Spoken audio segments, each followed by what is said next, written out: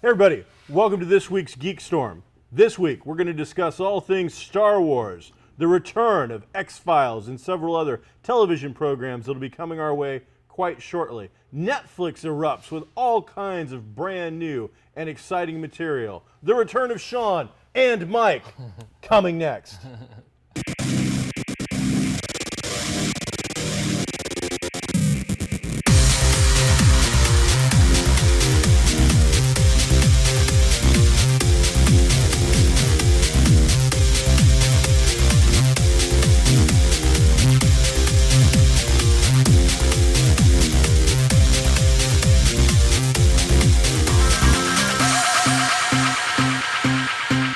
Well, Mike, that was an exciting Christmas break we had. It was. Missed all of our fans and our internet family that watch us and join us every week on It's taking me YouTube. so long to catch up on the emails. It's, are you answering every single one? The tweeters, personally? yes. This is GEEKSTORM. I am Sean Hilton. This is my good friend, longtime pal, Michael Allen Harrison. We are filmed today in the heart of downtown Kokomo at the finest toy store in the entire continental United States of America, Kokomo Toys and Collectibles. You're going to find them right in the middle of Geek Street, located between Comics Cube and Hi-Fi something, the new record store. Oh, yeah. And Goblin Games. Yeah. Geek Street's grown just a little bit over the holiday break as we have added America Hi-Fi. That's pretty cool. The new record store to the mix. Mike, Yes. what was the most exciting thing that happened to you over this Christmas break? A present, a loved one, an exciting story. I don't have any stories. Let's just jump right into All Star right, Wars then. So, Star Wars, and we warned you the last time, and this was 3 weeks ago now, Yeah, I it's want been to a while. say, that you had all the time in the world. yeah. So now we're just going to say it once. Yeah. Spoiler, Yeah. you're going to have to deal with your situation. Mike, what do you think, and this is just conversation now, Sure. it's back and forth, Oh, banter. this is what we do, all right. Yeah. So, what do you think the personal investment is that the public seems to have in Star Wars making a ton of money? In Star Wars, are you talking about breaking records? or are you Yes, just The talking- Force Awakens, it has now become my Facebook and other feeds are filled daily, if Yes. not multiple times a day with, Yes. it just broke the Strawberry Shortcake record. Right. It just broke the one-day record. Right. It just broke Donald Trump's hair record. I mean, Right. it's every day there's something. And now it seems like the big one is just been passed. It just beat the North American all-time box office record. It beat Avatar. Right. And now it's setting its sights on trying to beat the all-time worldwide record, which is also Right. Avatar. It's doing quite well. Right. To reach that particular number, though, it is going to have a hell of a splash in the Chinese market. Yeah. Typically, Kanji Club is going to have to go see this movie they better a lot. Somebody better tell Kanji Club. But typically, let's say Age of Ultron, I think did around 300 million or so in China. You think China billions and billions of people, but Ticket prices aren't going to be that they're not as expensive much. Not as there. many people have access to movie theaters. Period. So it is a big market, but not dollar-wise. Well, I mean, why we're seeing it on Facebook so much? It's like legitimate clickbait. Like people who are interested in it. So every outlet is going to throw a headline up there of some kind or another, a picture or whatever, and that's just gonna happen. The connection I think maybe you're talking about has a lot to do with guys our age who, of course, grew up with the originals, and I hate when people get into that like they're the only ones that grew up with the originals. Everybody did, and then people 20 years younger who grew up with the prequels that got them into the originals and things like that. We all have this childhood connection to Star Wars, and that being something we feel is ours, we want it to succeed, we want it to win, and especially over something that is, although it made a ton of money, is universally panned as really not a great movie in Avatar. I mean, technically it had a lot of Somebody mentioned it yesterday. Yeah. This is the best way to do it. Go ahead. Give me one quote from Avatar. One. That's true. Give me less than 5 quotes from a Star Wars. That's great. It's like, That's a nice it's way just to there's put it. nothing that you can think of, Yeah. about that particular movie. And I have no problems with it. Yeah. But the question though is just there seems to be almost this sports-like fan base franchise for Star Wars at this point to Sure. go. It's like people have got their pennants and they're rah, and they're Right. like, let's keep going. And it's like, guys, I just want to tell you that unlike Mike Zuckerberg, Disney's not going to mail you a check. Right. This isn't a profit sharing deal where if you see the movie Right. 20 times, Right. you get a percentage of the deal. Unlike Harrison Ford. Right. Holy cow. Yeah. So. It's anytime you have something you like, you want it to succeed. Sure. And this movie has like a 96% on Rotten Tomatoes, and I haven't heard very many people that don't like it, let alone everybody has a few problems with Sure. it, but that's just normal, I think. So other than the people that just want to be contrary, I think Yes. everybody in general likes the movie. It's a fun movie. Yeah. Regardless of whether it's earth-shattering and changing. Right. It's earth-shattering in the sense that it has reached its kind of this height. The public is going ape for it. It's done. Disney's done really, really well Oh, with yeah. it. The I marketing said machine's crazy. way back when it was first announced that Lucas sold it, Right. and that Disney got it for around 4 to 4.5 billion. Mm-hmm. And I actually said, I'm like, well, that they bought it for a song. Right. That was Oh, yeah. ridiculously low, George. Yeah. I honestly said back then, not to toot my horn now, I think you were there. I'm like, I think this just one movie Yeah. could legitimately make all of their money back on this entire investment. Yeah, yeah. 4.5 billion at the box office is not going to happen, No, even if but they beat the record. You throw in But toys and the toys, merchandising, the and other things, car commercials. Holy cars alone. I mean, Yeah. I've seen the Force Awakens Yeah. Stormtrooper mobile thing that some company has made. So Disney's doing okay. Yeah. They're not. We're not by worried the about them time too we much. see Rogue One come out next year in the fall, Yeah. they'll have made all of their money back in on this investment. Yeah, yeah. They're doing very well. And just in case things maybe don't go so well, Star Wars. Oh, we got Raiders too. We can just tap into that if we wanted to. Whenever we want to, we'll set this over here. This is a weird we'll thing. Set it over here. I love Star Wars. I really do. Yeah. But my bag, baby, is Indiana Jones. It is Raiders. That between the two remakes, everybody's excited about. I want something Raiders related. Right. And so far, all I've heard is yes, we're going to do something with it. I did hear that they got the rights all back from Paramount now. Oh, so there was some distribution rights. I want to say with Paramount. So that's all. I think that's all in house now. They've got it. So Disney, if you're listening to this little tiny YouTube thing that's put on KGov occasionally, if I can get one thing and give you money, take Young Indiana Jones Chronicles, put back in all the missing parts and pieces that were cut by Lucas, all the intros and outros, all the old Indiana Jones parts, put that back into the set, and then I'll buy it. Put it on Blu-ray. I'll give you my $100 or whatever you want for it, and I'll buy it. But right now, that particular series, like a few other things, Chopped up. yeah, and it's not cut up in like a special presentation like Star Wars where Right. we added new stuff and we did stuff. That the entire Indiana Jones had the narration of an older eye patch Indy, almost Forrest Gump-like a lot of the times on a bench, talking to people, telling a story, and then it leading into the show. And they took all that to make it more streamlined, they took all of those out. Well, for me, I want to see those things. Yeah, That's I an see. important aspect of that show. I've never seen that show. So I watch it grudgingly on occasion just because I do. I'm like, I know those are out there somewhere. Somebody has to have them. Yeah. So put them back in. Okay. What are some of the key elements of the movie now that you've had much time to think about it? There's been lots of talk about who's the parentage of this person, who's the lineage of that person. The big one obviously being Rey. So what is Mike's personal theory? She's the star of this movie. Okay. Oh, And absolutely. even though Finn plays a close second, she is the star of this movie. She's the Luke. She's the person that's going to be the New Hope. She's going to whatever you want to say it. This is where they've hung their hat. I wish I'd seen a little more Bo. Poe. I wish I'd seen a lot more Phasma, but everybody says that. I think one of those things is people were upset, or people. I say one guy on the internet, but wish they'd seen more Phasma and feel like they were ripped off by how much she was supposed to be a badass. All we've ever seen of her until the movie came out was just some images. Sure.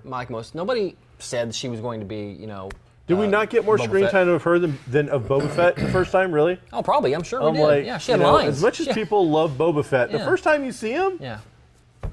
he doesn't do anything really except Yeah. look cool. Well, she accomplished that. She looked amazing. Right. And yes, there was a lot of build-up and there wasn't a lot of payoff yet. You know she's already signed for another movie. Sure. They need to have other big bads and things. And now she has a personal grudge.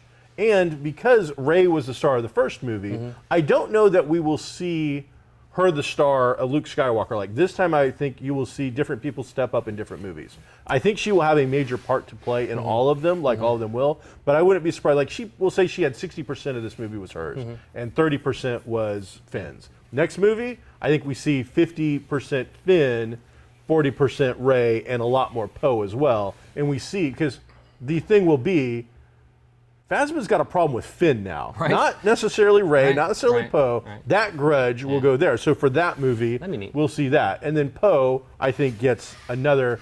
So that's just my thought, is that we will see all those characters as major players throughout the thing. And maybe even not in But the I movie. think we'll see them dance a bit a little with all the other what. things that are going on, books and comics and cartoons and TV shows and the work and everything. Oh, yeah. We will see something. People just have to be patient. I did just hear, and I think this is fairly new in the last week or so, news that they said the next. Okay, we know we're gonna have Rogue One, Episode 8, Han Solo, Episode 9. Boba Fett? And then Boba Fett will be the next one. And I thought, is that new? Boba Fett.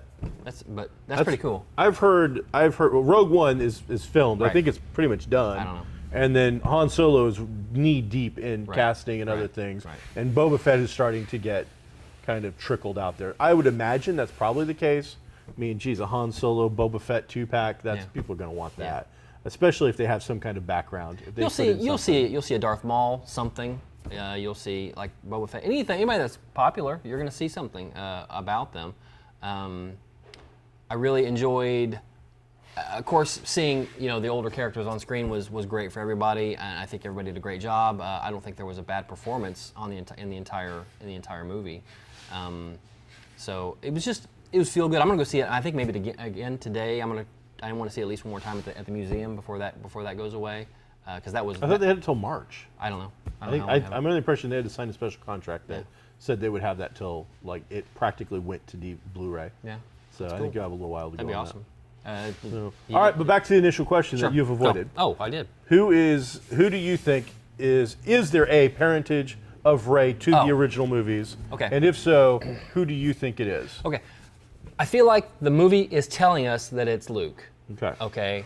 But I feel like they're beating us over the head with a shoe, almost too much. saying it's Luke, and I Yeah. agree with that. Yeah. So that makes you. It could be a couple other things. It could be Obi-Wan's granddaughter, maybe something like that. I said right after seeing the movie, I hope it's not Luke. I hope it's somehow related to Obi-Wan. But the age doesn't match up for him to be a daughter. Right, no. That doesn't work. Right.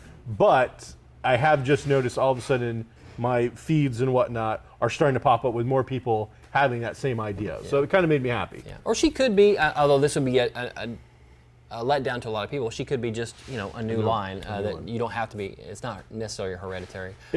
My problem is one, I feel like they beat me over the head with it has to be somebody, and obviously Skywalker family is what we were being led to Right, believe. right. I hope that's not the case because it feels like it was too harshly, as I said, being smacked over the head with a shoe. On the other hand, if you don't do any lineage with her with somebody, then I almost feel like it was the opposite of you ripping me off. Yeah, there's almost no reason to have mysterious parentage if you're not going to make that mystery mean something. Yep. The fact that she's great with things mechanical and has just a real knack for things like that, that's Definitely something that Anakin. Anakin had that. The fact that too much is being made about the fact when she touched the saber hilt that she got all these flashbacks. That's not necessarily because she is related to anybody, because She you picked saw up on the resonance of the item itself. Yeah, you saw Yoda. You saw or heard. Sorry, Yoda, Old Ben. So there was more than that in there than just Skywalker people. But yeah, so it could be either one of those. It'll be somebody. I really don't think they'll just. I do hope this is where it stops. I don't want to see every character being related to every other character and then weaving this crap together. Right. We know that obviously now Kylo Ren is Han's kid and Leia, and now we've got Rey out there. We're done. I really need Abrams to do that. I need, if you don't want me to bash this shit, then I need that to stop because it's just going to get cheesy after a while. Finn is the third cousin of Greedo's love would be child weird. with somebody, and Poe is the, Lando Calrissian got it on with, the guard from That's legit. the Let's whatever. Be honest, that's legit. So I don't want to see stuff like that. Yeah. I want it to end I think 2's more than enough, so let's move on with it. I enjoyed that, and I thought Kylo Ren was a good character. I thought for once we had somebody that wasn't just pure evil, driven like Darth was. You know, he had a mission, a purpose, whatever. You get some characterization with this guy. You get to. He's a new millennial Darth Lord. He is a little emo sometimes. He definitely has a temper problem.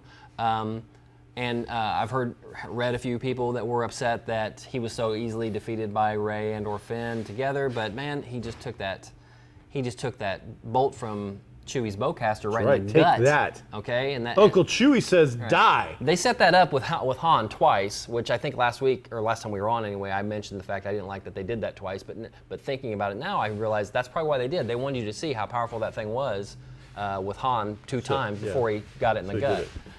So he had that, and hang on, what if excuse me, if Rey belongs to Luke, and Kylo belongs to Leia, okay, that lends to a stronger connection to the Force through Luke, meaning why Rey, even completely untrained, has more raw Force power, or at least the ability to tap into it better than, say, Kylo, who didn't complete either training, dark side or light side, and is through Leia, who's obviously not as strong in the Force as Luke is. So that might be a reason also.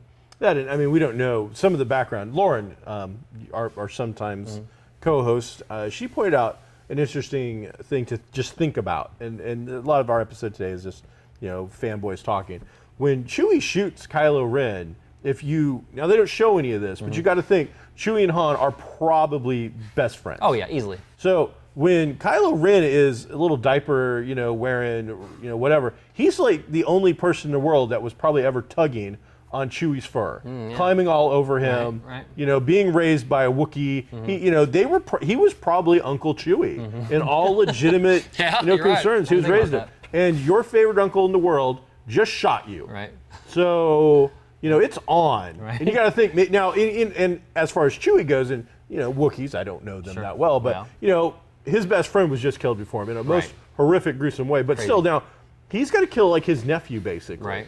And so that's a decision. And he makes it really quick. Right. But still, I mean, if you look, a little more into, the depths of character and really thinking about things, that's some really solid, hard-hitting stuff that we just see in an action frame super quick. Right. But afterwards, if you sit down and you think about, that next Thanksgiving dinner is going to really suck for that family. That's true. It's going to be rough. It's going to be a smaller table.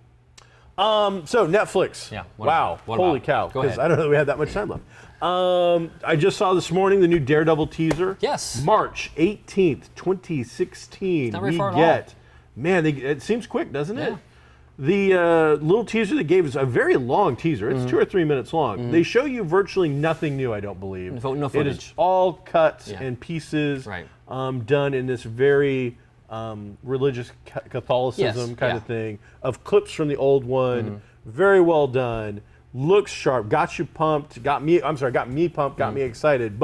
And I mean, you saw this coming as they're doing these little clips to make this kind of collage like piece. The Punisher skull begins to emerge and then glows. And then I'm just like, oh, it's the Punisher.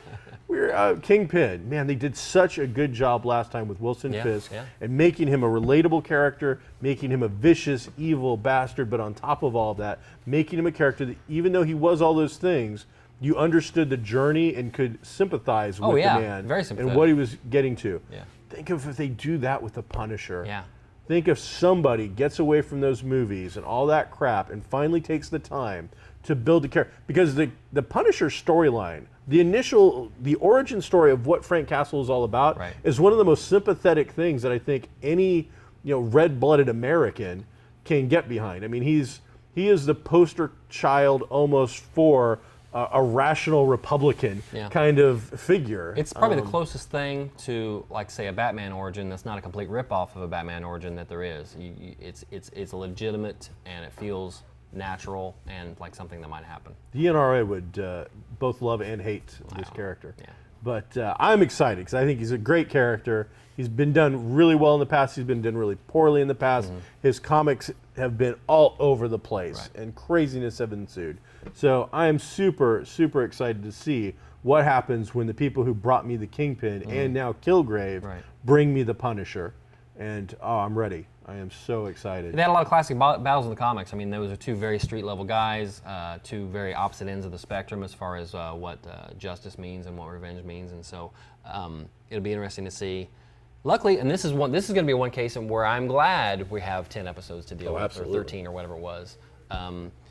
There were parts of the first ever Daredevil season where I thought, well, you know what, we could have done a little bit less of this and tightened the story up a little bit. But I want to see a lot of this play out. I want to see them back and forth where they're on the same side, on opposite sides. And then on top of that, I also get Elektra, who, if you've seen the Jennifer Garner thing, she was beautiful Elektra, but never had the power, passion, and poise that makes up what Elektra, the Frank Miller, just getting into the marrow of that character. I think with this kind of television, this kind of rating, 10 episodes or 10 or 13, whatever it is, we'll have enough time to build that character, to explore that relationship, show how truly amazing this woman is. And then on top of it, I really hope they don't have Frank Castle be the one that killers her.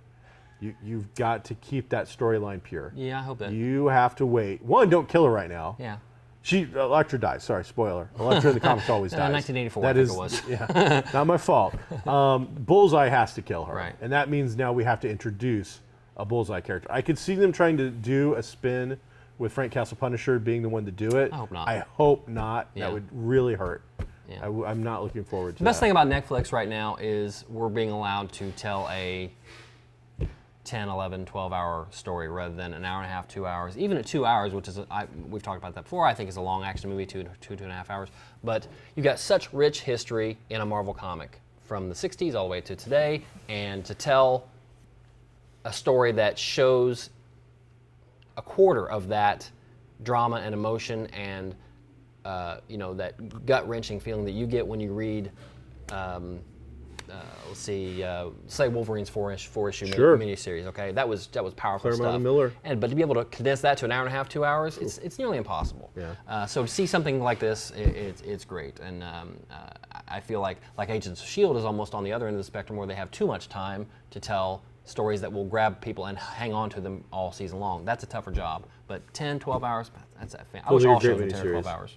Also on the Netflix thing, just raging across social media, has caught on crazy. You and me are both big documentary watchers. Yes. It's one of those things where we watch some pretty stupid Weird documentaries stuff. and then we'll discuss it and we enjoy it.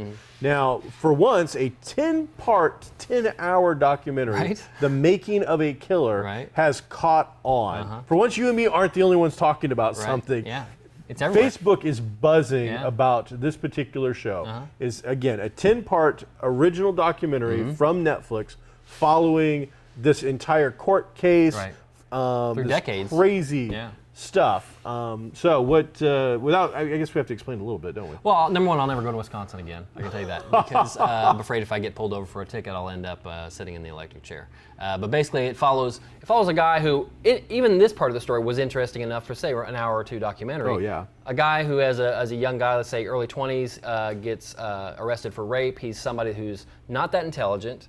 His whole family is the black sheep of the town. Yeah, absolutely. Real super low social skills, not too smart.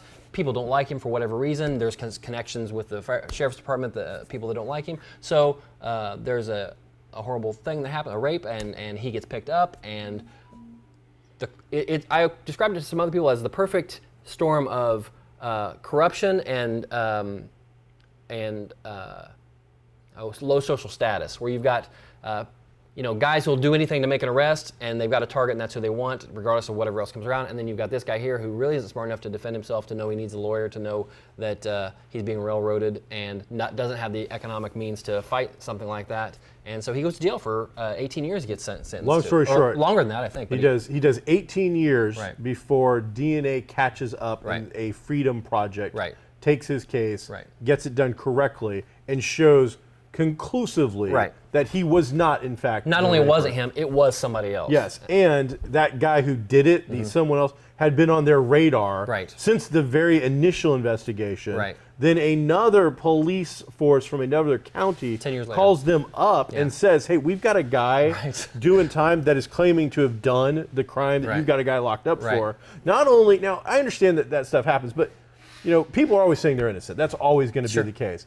But it's not always that an officer of the law calls from Right. another county to say, hey, by the way. Right. Then on top of it, you don't even write the report until the day after the guy gets out of jail. Yeah, 8 then years after that. you write the report down. It So was corruption and mishandling was pretty evident in that. Sure. That's just that case. then he sues the town or the county Right. for $4 million. Right. And a year later, he's then brought up on charges of murder. Right. And that is what the documentary is all about. The first episode is just about the 18 years that he did for a crime he didn't commit. Right. Then the other rest of the documentary is about the actual case of this murder case, and lots of crazy coincidences. You feel like you've got it figured out about every 20 minutes, and then they throw something else at you. Well, oh, by the way, this happened too. And I get that this is a documentary that it was crafted by one or two guys that have a story in mind. Sure. But a lot of the stuff they said was true. A lot of the footage we saw of Was all true. the things that were happening were true. I mean, you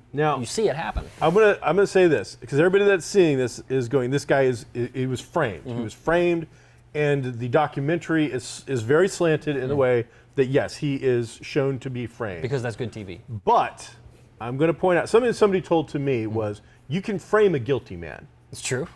So whereas I don't believe as the story that was told that he did what the police say he did, I'm still not convinced after watching this documentary that he didn't actually do it. I'm just convinced that he didn't do it in a way that they can prove. The woman is dead. Something happened. We don't know. Here's the two things I took away from it after watching all 10 hours. I don't think the younger guy had anything to do with it. Oh, I agree there. He was even if you thought the previous guy was not quite so smart, this guy was younger and had less going on up there. He was that episode where they show him get interrogated is something straight out of a bad HBO or Shield episode, and I am not exaggerating in any way. Yeah. This was taken. It seemed like, and this was real life. You're seeing video of this guy, this young, very dumb kid, 16-year-old being interrogated. This is a guy who, after being browbeat into admitting that he had taken part in a rape, a murder, a cover-up, and all this stuff, browbeat into it, then looks at the officer and goes, hey, I've got a report that's due in 6 period. Right. Am I going to be out of time to go turn that in? He has no idea what's going on. No, none at all. And his mother It's just is not there. stupid as well. Not there for any of the talks. And they talk about. He's like. She said. Well, they're worried that your stories are inconsistent. And he goes, what does that mean? And she goes, well, I don't know either. But then they go on. So they were just. Long story that's short, who they were. It's a great, Yeah. but very dark, depressing piece of entertainment. It is. Unfortunately, this entertainment is evolving around real people's lives in the real world. Yeah. And so it's something to consider. I wouldn't watch it with children. Oh, I no, wouldn't no, want no. to explain this to children. And I wouldn't, and I have not binge watched. I did actually binge watch it a little bit. And I did it right before Christmas. Bad idea. Good idea. Bad idea. Netflix, man, they're just tearing it up right now. they're doing great. They're putting out so much new material. They did a fun little thing for parents and children for New Year's Eve. They have a bunch of original cartoons that have popped up. There's like the talking dog, Sherman and his boy, and they've got a couple of others. Puss in Boots, the King Julius from Madagascar, stuff like that. They did 2 and 3 minute animated New Year's Eve countdowns with all these characters, so that a parent could, once it was like 8 o'clock and it was like, we need to get little Jimmy to bed, I'm tired of this. They could put this on, and they did the 10, 9, and then they did a little story or something, and cool. crazy stuff, and cool. party, and then they did the countdown, and stuff erupted, and they're like, Happy New Year, and then you're like, and goodbye. So I thought that was kind of neat. It was something that I haven't seen done before, and it was something that they were able to do in a manner that it felt really kind of fun and cool. Cool. So I dug that. Netflix is great. I'm a big fan. I They're enjoy doing it very so much. well. They are changing the way I watch TV. So DVR was the first big change. Cable was the first big change for me. DVR was the really next big thing, and now Netflix has been the next thing. Hey, let's talk about some Legos, Mike. No, we don't have time. Right I know we're here. out of time. Mike Dukes, how much We got a time do couple we minutes have? left. Oh, So, no. We've got the new Let's dedicate the last 6 seconds. BBC Doctor Who Lego boy. set. Now this is a 623 piece set from the Lego brand featuring the Matt Smith Doctor, Oh, nice. the David Capaldi Doctor, so 11 and 12, Oh, wow. Clara Oswald, Wow. and a Weeping Angel. Now, those are your 4 minifigures. That's a lot. Now, they don't include the 2 Daleks as minifigures because Aw. they're actual builds. You have to put together the Dalek. Now, this is a kind of, for 623 pieces, this is a $60 set, Wow. $59.99. So you're definitely paying for licensing Right. and short print item more than you are per piece. Because at $60 for 600 pieces, what is that, 10 cents a piece? I think is what we're looking at. Is that the math on that? You're a smart guy. Sure, I know. One of the cool things I did like about this thing is the way it's going to build is it's going to build the TARDIS. Oh, that's nice. So you're going to get the TARDIS, the Doctor's going to fit in it.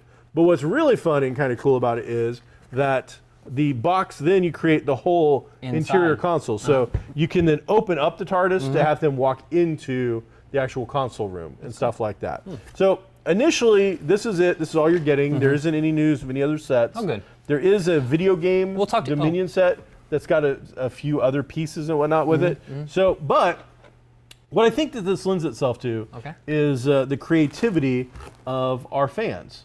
Because we have Doctors 11 and 12. Sure. But where's Doctors 1 through 10? I don't know.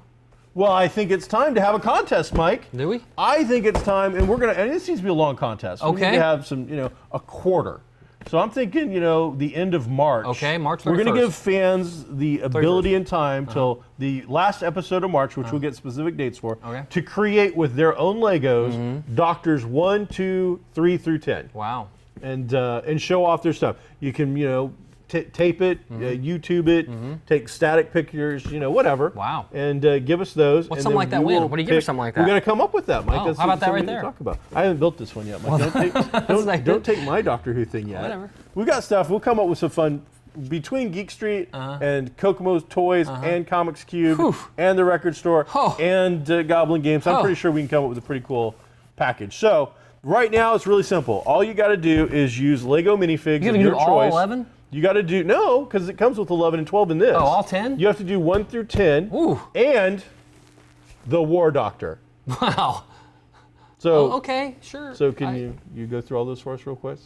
No. You're not going to tell us all those? Yeah, sure. 1, 2, 3, 4, 5, Yeah, 6, it's 7, got William 8, 9, Hartnell. 10. Oh, no, I don't know those guys. Pertwee and Paul McGann? oh, Is that's that one? good. Is that one? Is that All one? right, so that's going to be our contest. We'll have more details in the future on that. Kokomo Toys has a toy of the week. It is unfortunately not the Lego toy set. No. That's a specific item you got to get no. from like the Lego shop. But they have an amazing new set of Batman Animated. the animated series toys. Joker comes featuring with Murder Remembrance Pearl String. What that From, is. So you'll remember that Miss Wayne. the murder. Yeah. And then the Harley Quinn is the classic Paul Dini original Harley Quinn figure, not the new 52 version. Right. And other figures that behind us include Batgirl, There's a whole Poison wall. Ivy, Yeah, there's a bunch. Two-Face, In this area right Batmobile, here. Not so much over here. oversized or over Man there, Bat, but right in absolutely this amazing area. stuff. Here. Next week, we're going to actually be talking to you about some upcoming television shows, including Legends of Tomorrow. We should be talking about the return of Sharon, Agent Carter. Agent Carter, sure. Should be coming back. So we're going to be hitting that stuff up, as well as a year preview of a bunch of movies coming Oh, out boy, a in lot. the near future that we're going to rank like our top 5 picks each of which movies we're most excited about for the year 2016. All right. I'm Sean Hilton. He is. I am.